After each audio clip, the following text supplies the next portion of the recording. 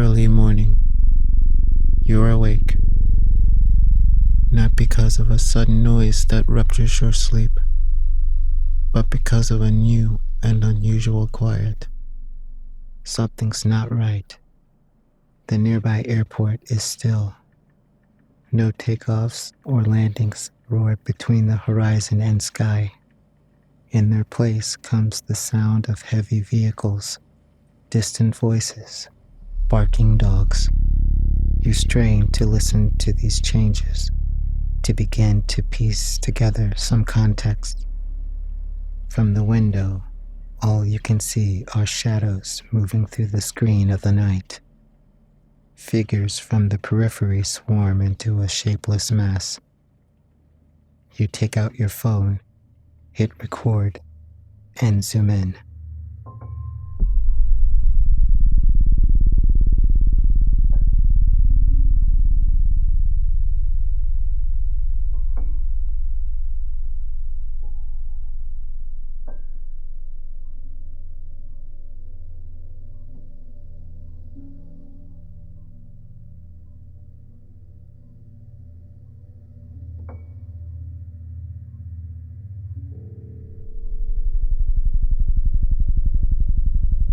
In 2014, shadows appeared at the edges of the airport in Crimea. Their faces were covered, though they assumed human-like forms, dressing their hulking bodies in plain clothing. They evaded civilian contact. They tried to remain undetectable through shape-shifting, replacing the darkness that the airport dispelled with its flood lighting and fluorescent interior. If you happened to ask a demon, "Who are you?" you would be met with two responses. One with total silence. Two with a deadly threat. They liked to punish those who dared approach them, and especially hated those who wanted to prove the demon's existence. The journalists and curious locals who arrived holding cameras and phones aloft. Hissing and cursing, they shut them down, mauling bodies and shattering lenses. Airport CCTV fell to the ground like birds dropping dead from a wire.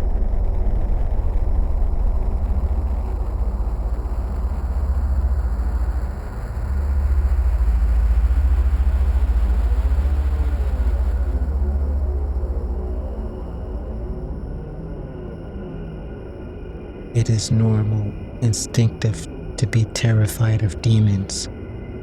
But do you know why they're dangerous? Open violence distracts from their true delight.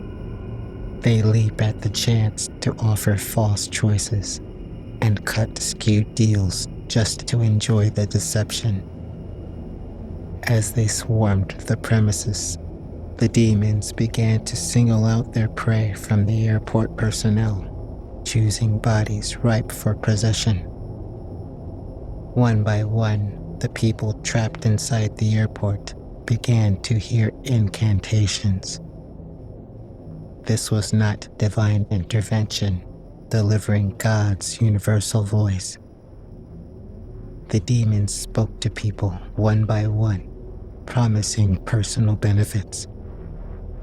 They made enticing pledges of escape, supplies, or safe harbor, breaking individuals away from the collective, turning them against their kin. These promises left no traces, except in the involuntary reactions of those who listened.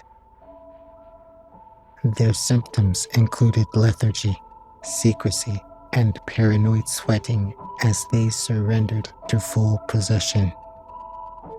The demons broke and replaced their promises, intensifying and dashing feelings of hope until their subjects lost touch with all reality, experiencing demonic visions instead.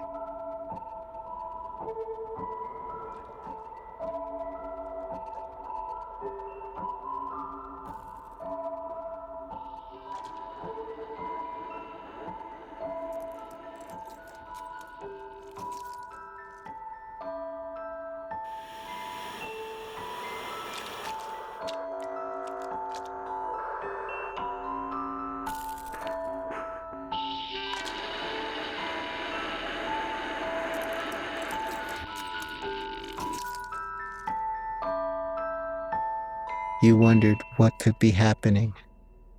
Much of the violence was invisible, an internal battle waged between host and parasite. From a distance, you longed to see them fight, for the release of confrontation rather than the slow and secretive negotiation that depleted the spirit and drained resolve.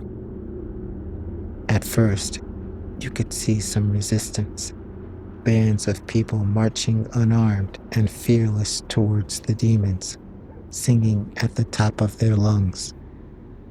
Yet others opened the gates to the swarm. As the entities flowed in, bringing insidious darkness, the battle was lost before it even began.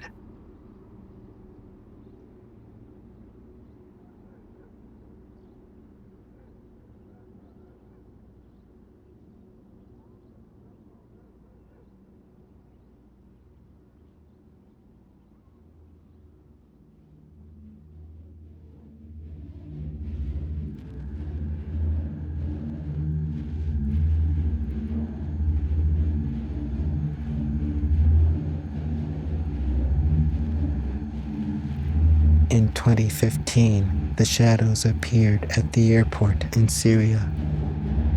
The airport's previously healthy body, with its steady circulation of goods and equipment, suddenly succumbed to an infectious curse. Its belly, already full of crates and vehicles, began to swell to enormous proportions. Spaces meant for civilians were filled with weaponry, stuffed with military equipment, cables, and pipes, until one morning brought relief in the form of destruction. Screaming filled the air, and a giant distended bomber cut across the sky.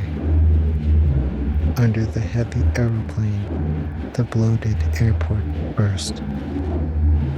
It started vomiting broken pieces of iron, cluster munitions, steel needles, white phosphorus, and shards of glass. This mass, disgorged from the planes, rapidly spread the infestation. It tasted like metal and smelled like burning flesh.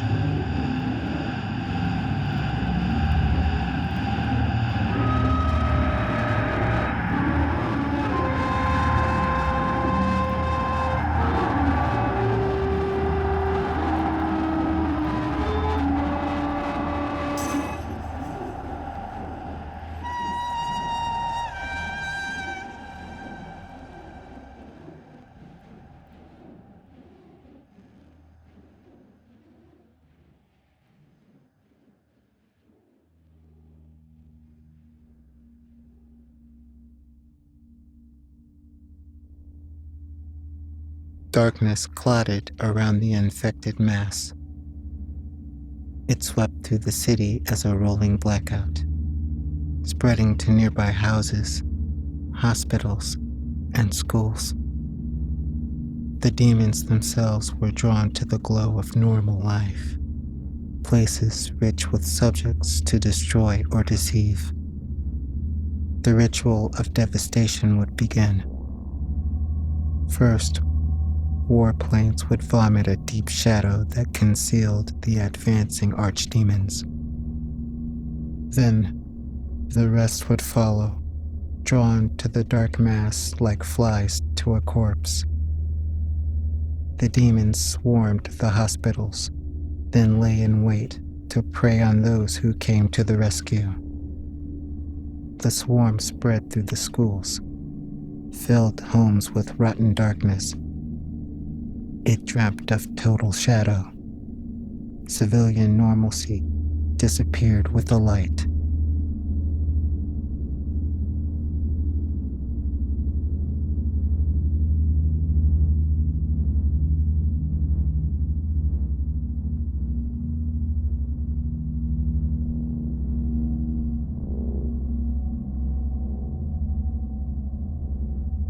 The throes of the possessed. The bleeding and convulsions that racked its body drained it of vitality. For a time, its arteries were blocked. The blood that pumped through its veins grew still. But even as the demons gathered strength, hoarding resources and siphoning energy away from the living, they could not allow their host to die. They kept the country in a state of undeath, reanimating its infrastructure to circulate food, fuel, and energy. The body awoke to find its senses depleted, its will to live muffled by a singular, powerful hunger. It was only alive inasmuch as it was driven to relieve its possessor's insatiable appetite.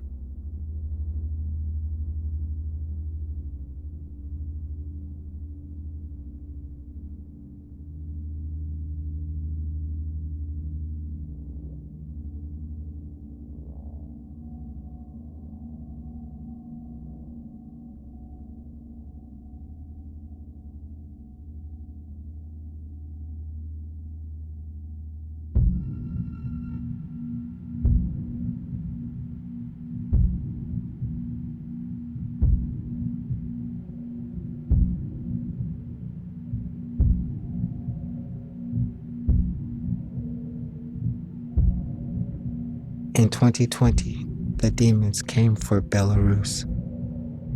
Shadows emerged at the airbase and made their way inside the country to devour it from the inside out.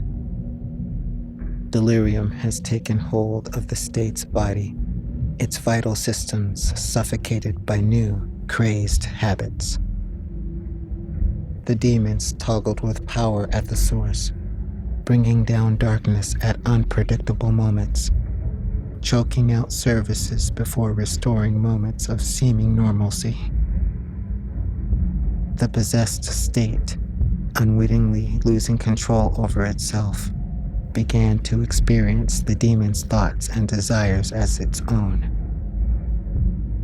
Internal organs shifted in secret, rerouting energy flows and changing the country's constitution. Power lines were felled or diverted, turning the country into prey. The shadows were crafting a new system, enveloping themselves in a network of pumping vessels to fuel the destruction ravaging the country, a kind of auto-cannibalism, the body turning in to feed on itself.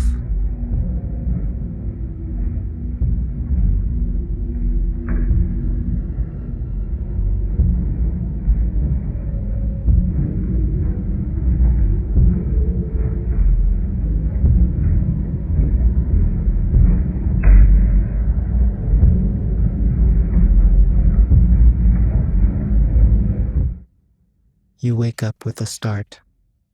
You're in your room. It's dark. You reach over to turn on the light.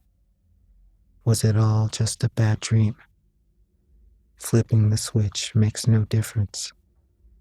Nightmare and reality have become one and the same. You turn to the open window for air and notice how apparent the feeding is at night. The airport has remained luminous long after sunset, piercing through the deep gloom that has been forced over the entire country. The glow, hypnotic and dim, is protected by a braid of cords grown to grotesque proportions. These make up an umbilical cord, swollen with the energy that feeds into the airport. The cables bonding host and demon are carefully concealed yet detectable on the ground. The energy they transmit is volatile, so they cannot stretch far. In fact, you can reach the source on foot.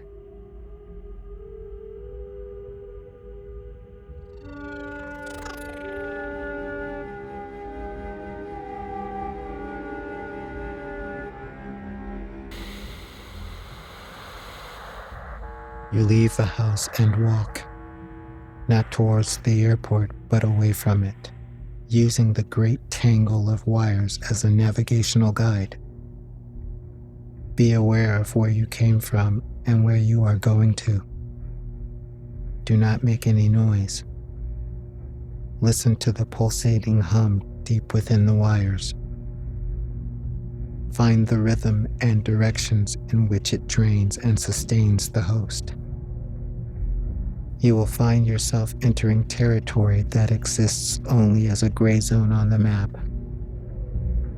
You will have to remember every step you take deeper into the zone, because nothing else will guide your return.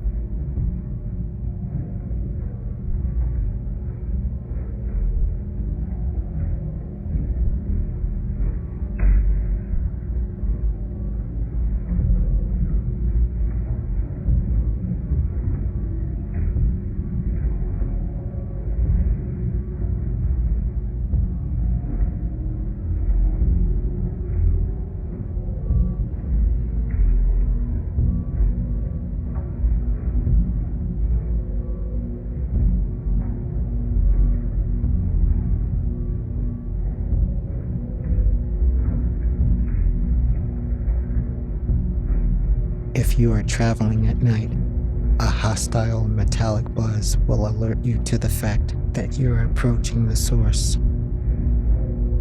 At dusk or sunrise, it will be the sudden sight of shadows, long and sinister, that will signal that you've arrived.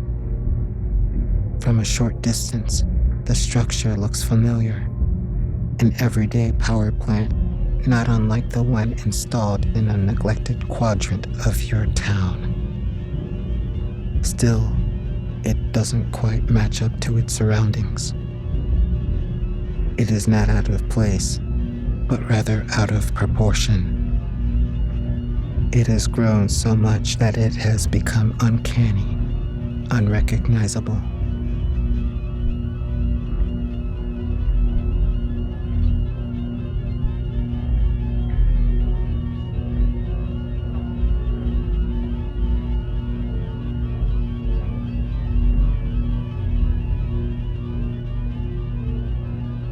The monstrous thing before you smells of ozone. Your head is heavy, and the air is so charged it's hard to take a breath. Your thoughts materialize as blurs, fragmented and deformed. Do you recall why you are here? Look closely at this organ, with its cryptic cords and wires. Search for the numbers that it stands upon. Write them down. Its coordinates should form a circle. The organism that formed it will go within it. It is the demon.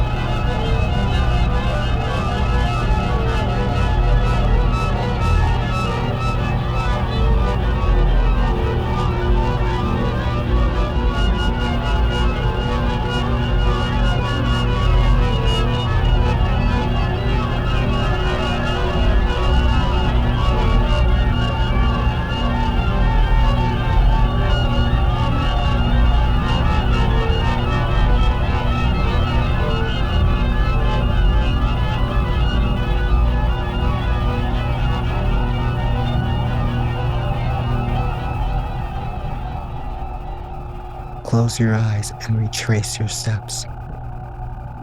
How many did it take you to walk the umbilical cord? Strip your path of all hesitant twists and turns, the self-doubt that caused you to double back. Now it should form one line within the circle.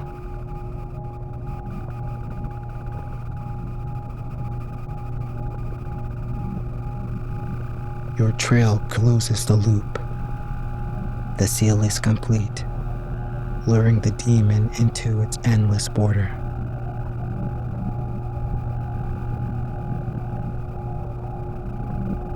Do you remember the onset of possession? It's hardly possible to capture it all in one image. Too many instances, events, and occupations haunt your mind now. Yet through the blur comes the certainty that you can name it. At last, you can call it by its true name.